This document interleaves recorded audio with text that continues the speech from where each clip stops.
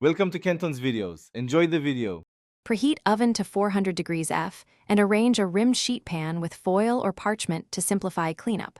Pat salmon dry with paper towels. Moisture prevents browning. Pat salmon dry and season with 1 tsp salt, 1/2 tsp pepper, and 1 tablespoon olive oil. Press seasoning into the flesh.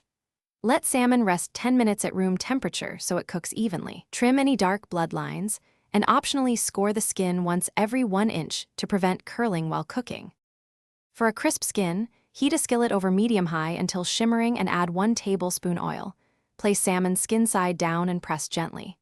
For pan sear, heat a skillet over medium-high and cook skin side 4 minutes, then flip and cook 30-60 seconds more for medium finish. For oven bake, place salmon in a 400 degrees F oven for 8-12 minutes for 1-inch thick fillets, checking at the 8-minute mark. Internal temperature should reach 125 degrees F for medium doneness and flaky texture.